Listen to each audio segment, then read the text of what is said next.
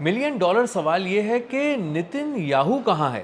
اسرائیلی وزیر اعظم نتن یاہو نے 28 فروری سے جو شروع ہونے والی جو جنگ ہے اس میں کہیں کوئی اب تک پبلک اپیرنس نہیں دی ہے۔ نتن یاہو کسی میٹنگ میں بھی نظر نہیں آیا، نتن یاہو کسی وزٹ میں بھی نظر نہیں آیا، اسرائیلیوں کے درمیان نظر نہیں آیا، اور اس کے بارے میں کہا جا رہا ہے کہ اس نے زمین چھوڑ دی ہے۔ زمین چھوڑ دینے کا مطلب یہ ہے کہ وہ اس وقت فضا میں ہے، اور بہت سی میڈیا رپورٹس اور بہت سے جو تجزیہ کار ہیں جو دفاع کے معاملات پہ نظر رکھتے ہیں، وہ یہ بتا رہے ہیں کہ نتن یاہو اپنے وقت کا 90% جو ہے وہ فضا میں گزارتا ہے، اپنے پلین میں گزارتا ہے، اور وہ پلین بھی جو اس کا ونگز آف زائون کے نام سے ہے، اس کا آفیشل پلین ہے،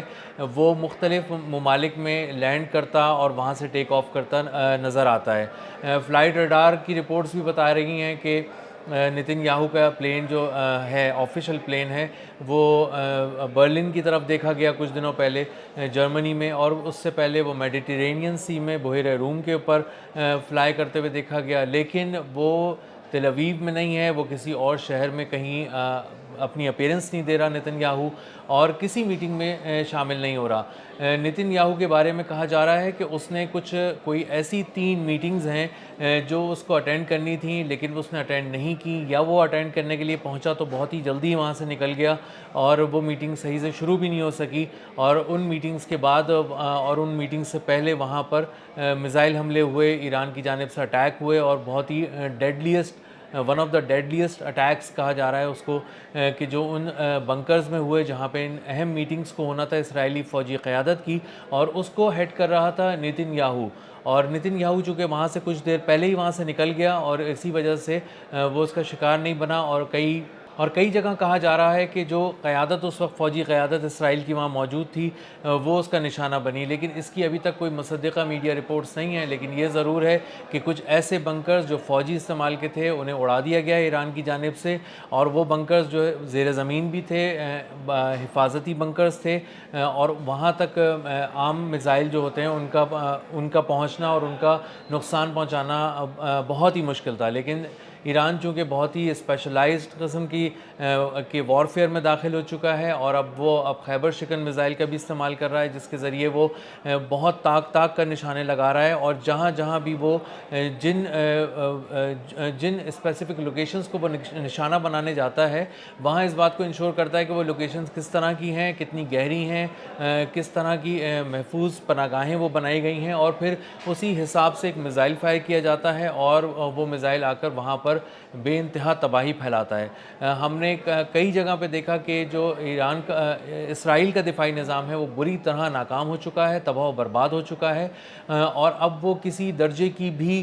مزاحمت ایرانی میزائلوں کے سامنے نہیں کر رہا۔ ایرانی میزائل اور ڈرونز جو پہلے اسرائیل کی جانب فائر کیے جاتے تھے وہ وہاں پہنچتے تھے تو ان میں سے کچھ جو ہے وہ گرتے تھے، کچھ کو تباہ کر دیا جاتا تھا بہت ہی مہنگے میزائلوں کے ذریعے اسرائیل کے، لیکن بعد میں یہ دیکھا گیا کہ چونکہ ان میزائلوں کا ذخیرہ کم ہوتا گیا اور اس کے بعد آخر میں ختم ہو گیا، تو اس کے بعد جب ایران کے جو اسپیشل میزائلز تھے جو خاص طور پہ اگلے فیز کے لیے بنائے گئے تھے، جو 25ویں لہر کے بعد سے ایران نے اپنے آپریشن میں استعمال کرنے شروع کیے، انہوں نے آ کر آئرن ڈوم، ڈیوڈ سلنگ اور اس طرح کے ایرو 3 جو نظام تھے، دفاعی نظام جو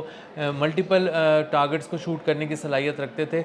وہ بھی ناکام ہو گئے، انہیں بری طرح تباہ کر دیا گیا۔ جب یہ سارے نظام تباہ ہو گئے تو اس کے بعد لوگوں نے دیکھنا شروع کیا کہ کس طرح آ کے وہاں پہ میزائل گر رہے ہیں ایران کے، اور کس طرح سے بہت ہی اہم تنصیبات، فوجی تنصیبات، تیل کے ذخائر، اس کے علاوہ کچھ اور اہم جگہیں جہاں پہ ان کے شیلٹرز ہیں ان کو بھی ایرانی میزائل جو ہیں بہت آسانی سے نشانہ بنا رہے ہیں۔ تو ایسے حالات میں جب اسرائیل بری طرح ایرانی میزائلوں کی زد پر ہے، تباہی وہاں پھیل چکی ہے، اور اگر آپ ایک بہت ہی طاہرانہ سی نظر بھی ڈالیں فوٹیجز پہ تو نظر آتا ہے کہ جو حال پہلے غزہ میں تھا وہ اب اسرائیل کا حال ہو چکا ہے۔ تل ابیب میں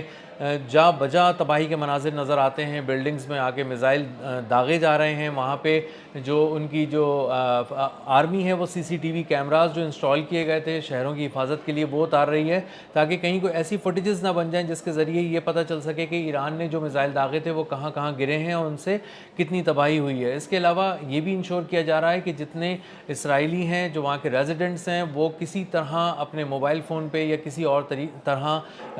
کوئی ویڈیو شوٹ نہ کریں، کوئی تصویر شوٹ نہ کریں تباہی سے متعلق، جس کے بارے میں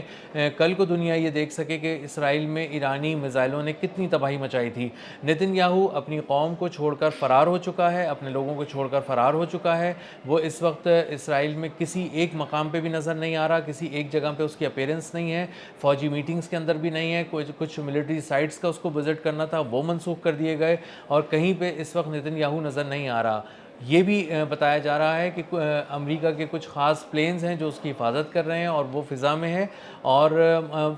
بحیرہ روم کی طرف بھی گیا، لیکن اس وقت اسرائیل کی زمین پہ لینڈ نہیں کر رہا، وہی زمین جس کے بارے میں نتن یاہو کہتا تھا کہ میری زمین ہے، اور یہ یہاں پر اس کی اپنی زمین اس کو قبول نہیں کر رہی، اور وہ اس وقت فضاؤں میں چکر لگانے اور گردش کرنے پر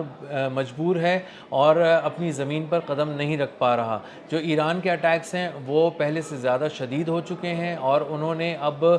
بہت سی ایسی اسٹریٹجک لوکیشنز کو، جیسے حیفا میں ایک آئل ریفائنری کو نشانہ بنایا، ایسی کچھ اہم لوکیشنز ہیں جن کو نشانہ بنانے سے اب یہ پتہ چلتا ہے کہ ان کی اکنامک نرو کو بھی نقصان پہنچا رہے ہیں، یعنی معاشی جو شہرگ ہے اسرائیل کی اس کو بھی اب کاٹا جا رہا ہے، اور ایران نے اسی وقت کے لیے اپنے بہت سے خاص قسم کے میزائلز اور خیبر شکن اور بیلسٹک اور ہائپر سونک کچھ میزائل تیار کر کے رکھے ہوئے تھے اور ان کو استعمال نہیں کیا تھا، اسی وجہ سے کہ جب ان کا پورا حفاظتی نظام جو دفاعی نظام ہے آئرن ڈوم جس کے بہت چرچے تھے دنیا میں، بری طرح ناکام ہو گیا، پرخچے اڑ گئے اس کے،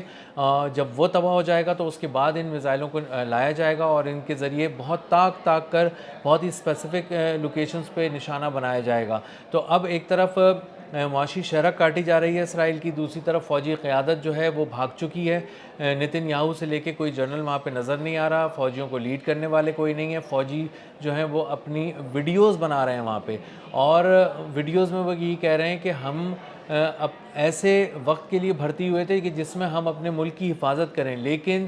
تم تو ہمیں بے موت مروانے کے لیے تم نے ہمیں چھوڑ دیا ہے، اور ایک ایسے دشمن کے سامنے چھوڑ دیا جو ہمیں نظر ہی نہیں آ رہا اور جس کے میزائل کہیں سے بھی فضا میں آتے ہیں اور اچانک وہ رفتار پکڑتے ہیں، جیسے ہم نے ہائپر سونک کی مثال دیکھی کہ وہ ایک روشنی کی صورت میں آسمان پہ نظر آتا ہے میزائل، اور اس کے بعد لمحوں میں آ کے زمین پر گرتا ہے اور تہس نہس کر دیتا ہے اس جگہ کو جہاں پر آ کے وہ گرتا ہے۔ ایرانی حملوں کے خوف سے جو اسرائیل کے لوگ ہیں وہ بھی اپنا ملک چھوڑ کر بھاگ رہے ہیں، ایسی فوٹیجز آ رہی ہیں، کچھ لوگ ایئرپورٹس پہ جا کے بیٹھ گئے ہیں کہ جیسے ہی ایئرپورٹ کھلے گا وہاں سے چلے جائیں گے، کچھ لوگ پہاڑوں کی طرف سے اترتے ہوئے نظر آ رہے ہیں، ان کو اندازہ ہو گیا ہے کہ جب ہمارا لیڈر، جب ہمارا وزیر اعظم بنجامن نتن یاہو اس ملک کو چھوڑ کر بھاگ گیا ہے اور ہمیں بے آسرا چھوڑ کر چلا گیا ہے، تو اب ہمارے پاس ہم کس کے پاس جائیں، کس سے بات کریں اور کس سے اپنی حفاظت کی توقع کریں، اور اسرائیلی آرمی جو بظاہر وہاں پہ نظر نہیں آ رہی ہے اور اس کے جنرلز بھی غائب ہو چکے ہیں، تو اس کے بعد عوام کا اندازہ یہ ہو رہا ہے کہ بنکرز کے اندر بھی وہ نشانہ بن رہے ہیں اور ایرانی میزائل ہر طرف گر رہے ہیں اور ان کو ہاسپٹلز تک بھی ایکسس نہیں ہے، حکومت جو ہے وہ اسرائیل میں ایک عملی طور پر معطل ہو چکی ہے، مفلوج ہو چکی ہے، اور عوام جو ہے وہاں کے وہ اس وقت جو ہے وہ ایران کے میزائلوں کے سامنے ہیں اور